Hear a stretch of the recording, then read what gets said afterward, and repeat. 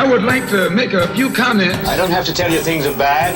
Everybody knows things are bad. We see Americans hating each other, fighting each other, killing each other at home. There is a religious war going on in this country. It is a cultural war.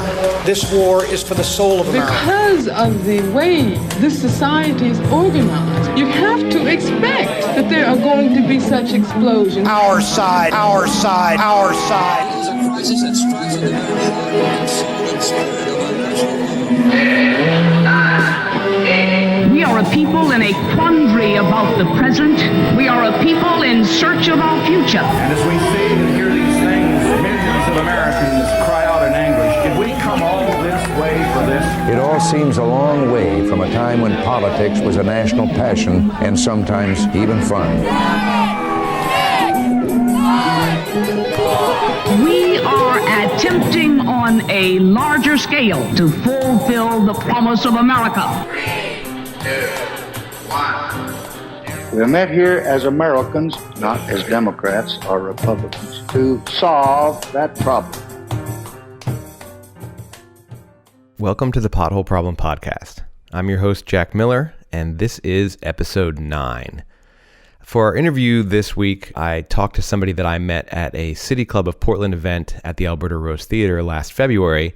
At this event, the City Club was unveiling its report on the city government of Portland and its recommendation for changing that form. This is the same event where I met Amanda Manjarrez, a guest on the show a few weeks ago. The guest this week is Mischa Webley, and Mischa is actually a guy who grew up in the neighborhood where I live.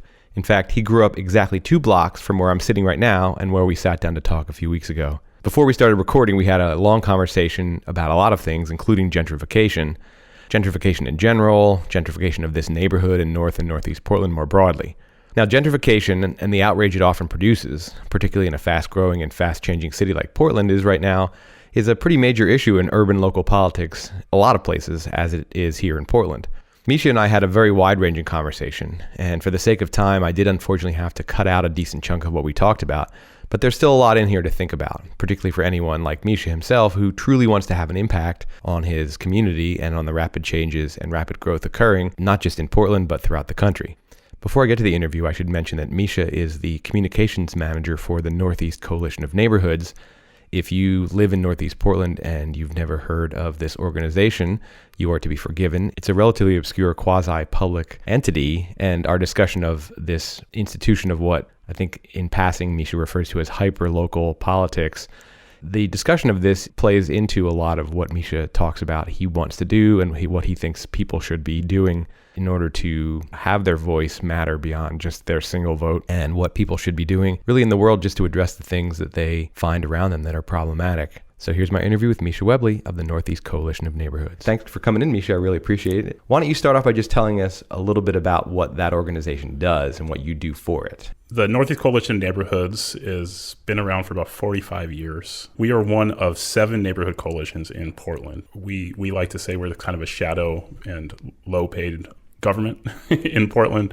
We're kind of government adjacent is what they call it. Is it publicly financed? It's publicly for the most part, publicly financed. It's very complicated because 5 of us, we're all nonprofits, we're 501c3s, except for 2 of us are actually staffed with city employees arbitrarily. NECN was the first of the coalitions, and really where that came from is during the 60s and early 70s, there was a lot of bad stuff going on. The North and Northeast Portland basically, there was kind of a strategic and intentional disinvestment and negligence by the city. It was a black neighborhood then, almost entirely. And NECN formed basically out of outrage.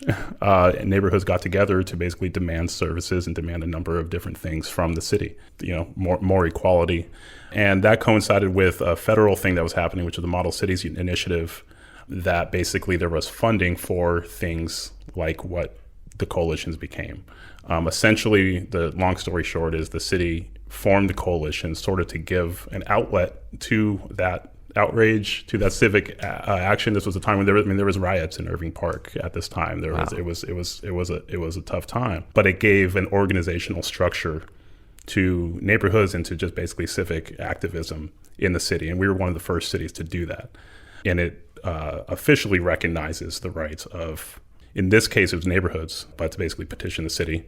Did it result in more than just a kind of outlet for the voice? Were there specific policy changes that occurred in the late 70s and into the 80s that resulted from this? Or was it kind of just a bone to throw to say, well, you now have an organization to channel your outrage into feedback to us, the city, but it fell on deaf ears, or did it not fall on deaf ears? It was a little bit of both. And I would defer to some of the people that I've talked to that were around and helped found it.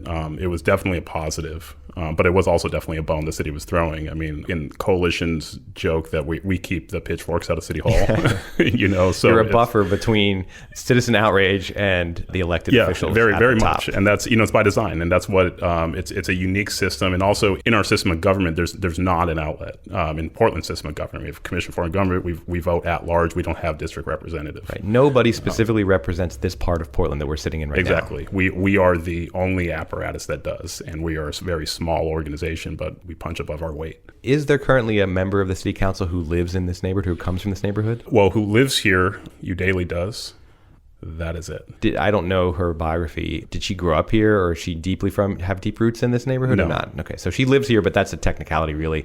She's not from this neighborhood. Like if you were elected to the city council at large, you would be from this neighborhood, even though you now live in East Portland. Exactly, right. And that's how every other city in the country of our size and above does it, except for Portland. So we fill in a gap, essentially, and that means a lot of different things. We support essentially grassroots and community organizations of all stripes, neighborhood associations, onto every kind of organization you can imagine. Sometimes they're a single person, sometimes they're much larger than that. We have a grants program. I'm the communications manager there, and among many other things, I'm the editor of our newspaper and writer for it, and we distribute that out. We sort of curate content from community members, give them a voice, but we also write and produce stuff, and we send it directly to most of the people in our district. We have 12 different neighborhoods under us, so that includes the neighborhood associations. We provide resources to them of all kinds, everything from providing insurance for them and everything they do, which is a much bigger deal than it sounds like. We also provide grants, provide a bit of funding to them. And kind of a lot of what we do with neighborhoods, but also with every other community group we work with, is kind of guide them to what they need. Sometimes they need something, a lot of times if they need something, the city to do something, and they have no idea how to get it done. So we're sort of lobbyists in a weird way. We're sort of lobbyists for our own neighborhood, which feels good if you grow up here, and everyone at our office did. So we all sort of have the same chip on our shoulder. But we also, that also means that we feel pretty passionately about the work we're doing, just trying to serve our area. And it is a big patchwork. Civic engagement is messy. One person's definition of that is very different than another's. There's a lot of disagreement. There's not uniformity. It sounds like your organization is a multi-directional pass-through. Like you get feedback from the neighborhood, and that gets filtered into the city government. You take information and vice versa, yeah. and you get information out to the neighborhood associations and to the people who live in your neighborhood. So you move information in at least both of those directions. Yes, and we're a go-between. When there's a city infrastructure project, the government struggles with how to communicate what they're doing to people, and a lot of times people are not happy about what they're doing. Sometimes we convene those kind of meetings, or sometimes they're mediations, to resolve those things. So it goes both ways. Right, and the city government has an interest in residents getting good information, and yet residents often this is the pothole problem, right? They see the potholes, and they say, damn potholes, and why is my neighborhood not having their potholes fixed? Or they see sewers backing up, or they see whatever it is they see. And the city has an interest in getting information to those people to essentially assuage their outrage, potentially, hopefully, but you'd also be surprised, and there's a lot of blind spots. Understanding how important it is that they do that, and it's not just information. There's a lot of trust that needs to be built for people to even believe that information. There's a lot of relationships you need to call on. You're right in the middle of that messiness of civic engagement. Yeah. So do you do a lot of relationship building as part of your job? And yes. Explain in as much detail as you can, but also quickly, how you build relationships and what do you do?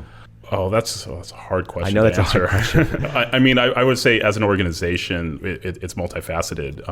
And I manage a lot of the actual media and public materials and things like that. Sometimes it's public speaking, like that you saw. Our online presence. I make videos for us to talk about kind of policy issues. So it's everything from houselessness, affordable housing issues to environmental issues that we have. So these are all They're all things that people are very concerned about, but they don't have a lot of information or answers about. So that's my side. The other side is that my coworkers are on the phone all the time. They're at meetings all the time, and we help a lot of nonprofit and grassroots organizations get off the ground. We help them find resources. Well, great. I want to move on, but I do want to say anybody who's interested should find out more. It's necoalition.org. Yep. I'll put that in the show notes as well.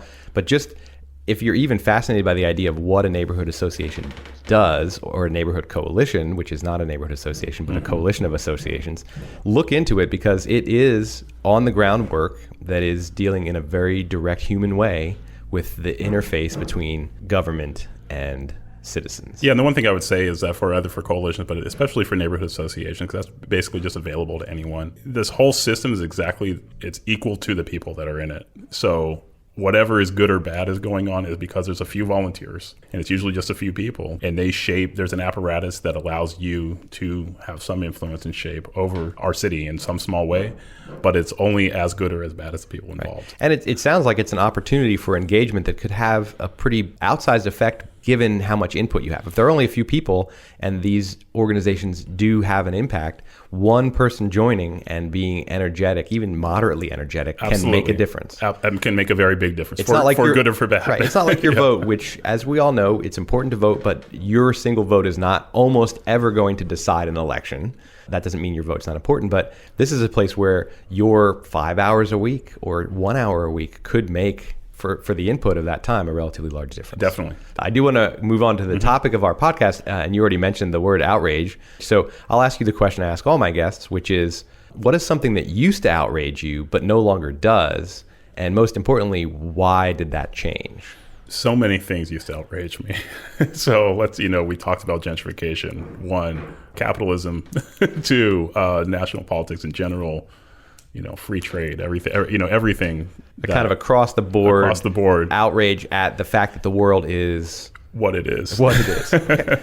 So generalized outrage. The truth is, to answer your question, I'm not outraged anymore, because at some point I realized that outrage itself is kind of part of the problem, that it's at least a hollow solution to it. It can be very distracting. It can be very distracting. It can make you very complacent. I'm not like this type of person. I'm not like a social media person, but you can put your rant on Facebook and then feel like you did something. Right. Whether it's some congressperson or whoever, you can feel like you did your part. You can feel very mad. You can put a bumper sticker on your car and you can feel like you did something. Mm-hmm.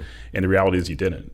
And the reality is that's sort of satisfying you enough, or that outrage enough, that you stop thinking that you should do anything more. That has a bigger impact. Now, you say that you realized that outrage could produce complacency. What was it that made you realize that, if you can remember? A lot of it was really just understanding that if you're outraged at something, you think that one thing is the problem. You think the current president or whatever president is the problem. You think that this one issue is the thing, and then you realize, well, that problem is symptomatic or symbolic. It's so much bigger than that. There's not one thing to be mad at. How do you peel that back and say, well, what's actually underneath this? If you deal with something like, current president, Trump, obviously divisive and obviously produces outrage on both sides. Yes, there's problematic behavior. There's all these things you could say about, depending where you stand on our president. But at the end of the day, then what you really have to deal with is not him as a person. Right. You have to deal with is, how did this happen? Right. What produced this outcome? Right. And that really kind of gets to the core of it. I feel like outrage has become very popular. Everyone's mad about things, and it just produces division. Right. When you're in a divisive state, there's not a solution to be found. You're listening to the Pothole Problem podcast, created by White Tiger Productions. At White Tiger Productions, we create experiences. If you have an idea for a podcast, a workshop, or a show of any kind, we'll help you go from concept to execution. We provide creative direction and production support. We've got a podcast studio, writers and storytellers, sound engineers and editors, designers, videographers, hosts, creative coaches, everything you need to manifest your creative potential. You name it or even vaguely describe it, and we'll take you from dream to finished product. White Tiger Productions. You can do what you think, and we can help you. Visit us at youcandowhatyoutthink.com and tell us what you're thinking about. You now work in politics in a way. Like you're not a politician, but you work in an organization that is part of the nexus between citizens and government. You're doing something. What got you to do that? You stopped being outraged because you realized that that was not a solution. But you could have easily just then said, well, the problems in the world are too enormous to tackle. I'm just going to do my own thing. I think the thing is that if you really think deeply, if you about say you care deeply about the problems, that's probably why you're outraged in the first place. At some point, you do get to the what am I going to do about it? There's not a right or wrong, but you start looking about what's in front of you. At least this is how I think about it. What can I affect? What can I do? And the things that you can do in our government in our country are things that are much closer to home. So much attention is pointed to whatever's happening in Washington, D.C. at any given time. The real problems that our country has, doesn't matter who's in office. They're always there. Right. It doesn't matter who the president is or who's in Congress if the Concordia neighborhood is being gentrified or not. You mentioned in your list of outrages, you mentioned gentrification, and then you also mentioned capitalism. Like, you can't do anything about capitalism. Right. You can't bring it down, but you can potentially do something about gentrification. That's a good example. Or even a matter of helping to keep certain histories alive, helping people understand what is going on. What are the effects of, gentrification is just an economic force. It's not personal. Yes. I think that's probably, to answer your question, probably was one of the bigger shifts is understanding it wasn't personal. It didn't attack me. White people with money moving into the neighborhood you grew up in are not here to get you and drive out your family. Right. Speaking as one of the white people who moved into this neighborhood and bought a house, I wasn't out to get you. I was here to find a home for my family. But that doesn't mean I'm not part of that force just because it's not personal. Right. And they're all forces. Capitalism's a force. These are all just kind of big ethereal things. They're the way things are. And you have to deal with reality. You have to deal with how things are. You can't just say, well, I'm against, I've had a conversation with someone not too long ago who was, against civilization. Well, what do you do? What do you do with that? You're against civilization. Well, here we are. So is the only solution then to destroy civilization? That's not going to get us anywhere. I mean, that's even bigger than being against capitalism. Right. Because I thought being against capitalism was about as big of a thing. There may be a better system than capitalism, but really we're not going to get to that from here. It's a force that someday may be transformed, but like gentrification, it is a force that can be managed and addressed in specific ways, but you can't just get rid of it. And you can't get rid of the things that we blame on systems or economic systems or anything like inequality, things like that. Those don't go away. Right. They can be addressed. They can be addressed, but you're going to have to address them no matter what system you're in. There's no overall grand socialist government. It's not going to solve inequality. It's going to look different. So every day, no matter who's president, no matter who's your congressperson, no matter what economic system, you're still going to have to deal with some fundamental problems. And that's, there's people who have more and there's people who have less, and all the tensions in between. There's so much at any given time. There's a way to address big problems in small ways. And that's the thing we can do. So I would normally ask a guest, okay, so what are you outraged by now? You indicated that you aren't outraged at all, but what are you putting your energy into changing? And what's some of your advice for people who would like to put their energy into a real change, instead of just shaking their fists at civilization or capitalism or gentrification or the city council or rich white people, whatever they're shaking their fists at?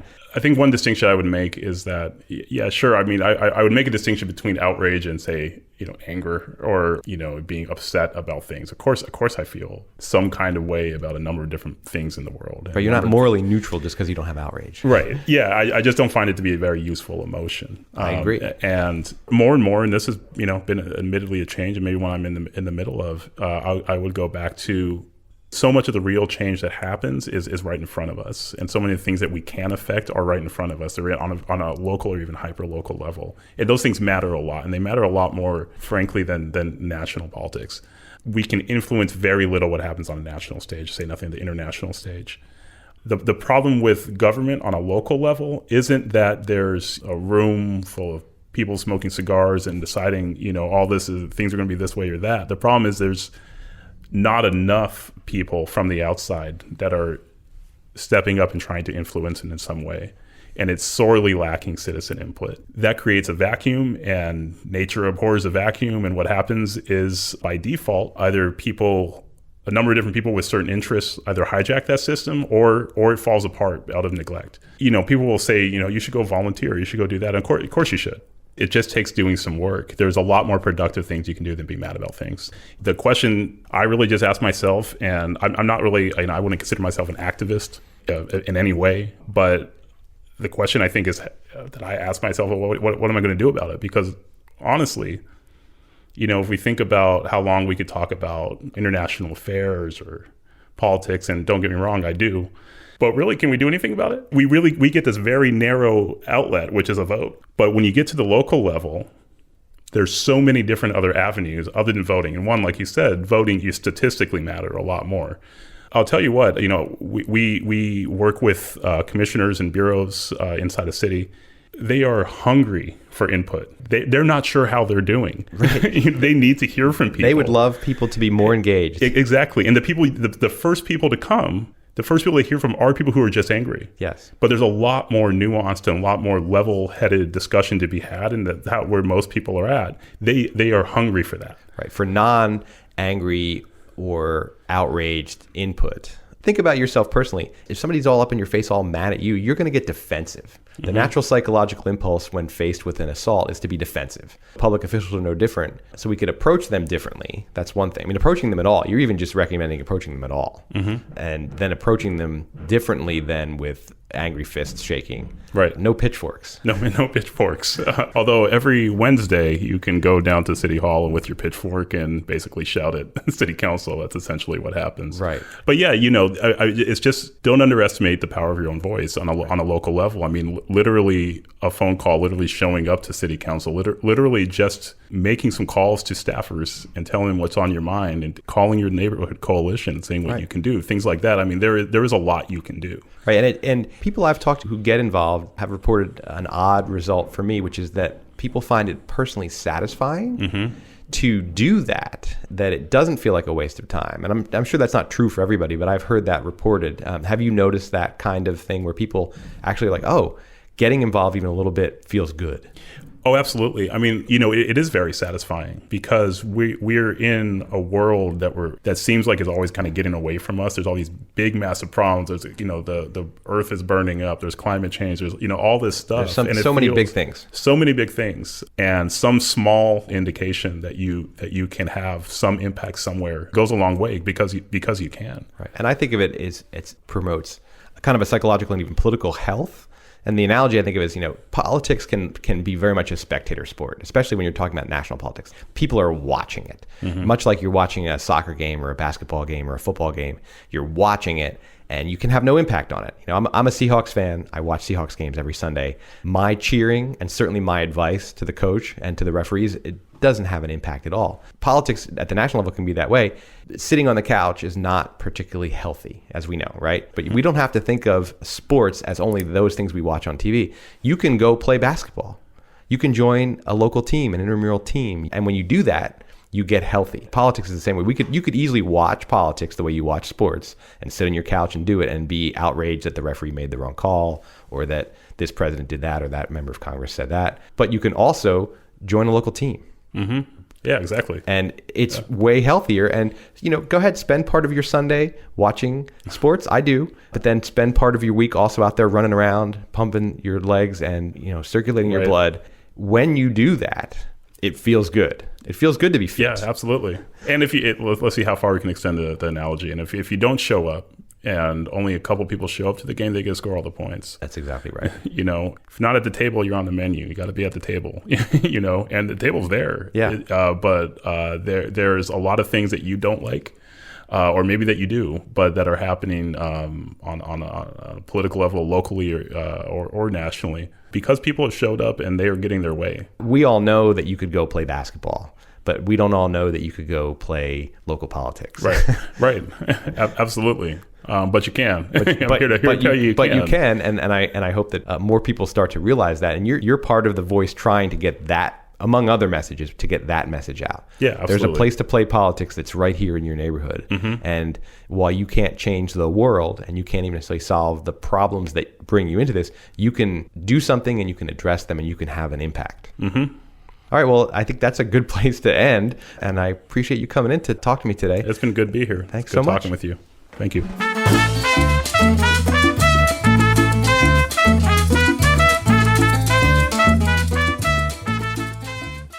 Well, that brings us to the end of another episode of the Pothole Problem Podcast. I want to thank Mischa for coming to sit down with me. It was a very enlightening conversation. I want to mention that Mischa is a relatively young man, and on next week's episode, we have somebody at the other end of the spectrum, a local Portlander with 40 plus years of experience in Oregon politics. He's a communications specialist, and he sits down with me in this very same studio in Northeast Portland to talk about his views on outrage and what we can do to address it. That will be episode 10 of the first season of the Pothole Problem Podcast. There will be an 11th episode on the following Monday, and that will wrap our fall season. I'm tracking the Portland State University term, and week 10 is the last week of classes. Week 11 is exam week.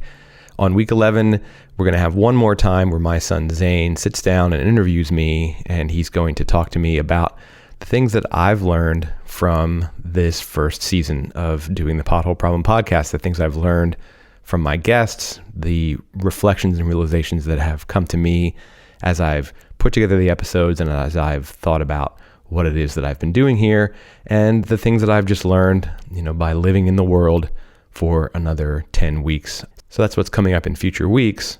In the immediate future is coming the song, and this week's song is by a band called MangoSon. They actually performed at my wedding. This is their original tune, Los Revueltos, which I hope I pronounced correctly and possibly did not. I want to thank them for submitting the song. I want to thank Mischa for sitting down for the interview. And of course, as always, I want to thank you for listening to the Pothole Problem Podcast.